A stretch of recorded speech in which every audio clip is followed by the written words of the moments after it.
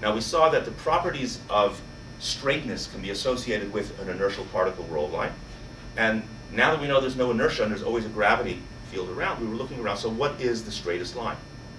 Now, only a non-accelerated particle could be inertial, obviously.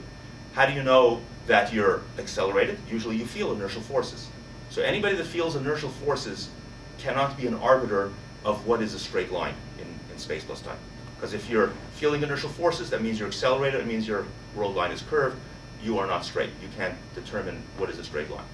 Okay, you may look at somebody who is inertially motion, and because you're accelerated, you look at them and you say they're accelerated. So we don't trust you. If you feel inertial forces on you, we don't trust you to decide what's inertial, what's a straight line. Only inertial particles.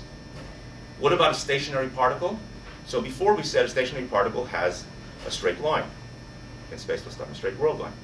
However, now we realize that since there's gravity everywhere in the universe, wherever you are, you're either going to be fighting gravity or you're in free fall. If you're fighting gravity, you're going to feel forces that are indistinguishable from inertial forces, which means, as far as we're concerned, you're accelerating.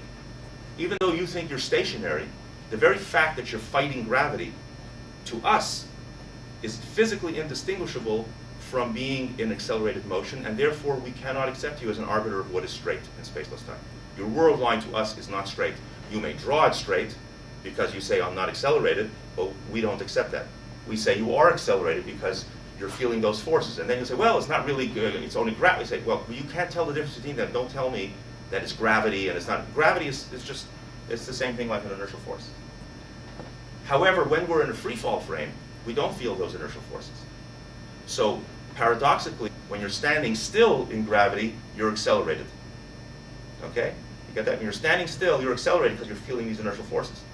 When you're freely falling, which to the guy standing still means you're accelerated, then you're inertial. So it kind of reverses things.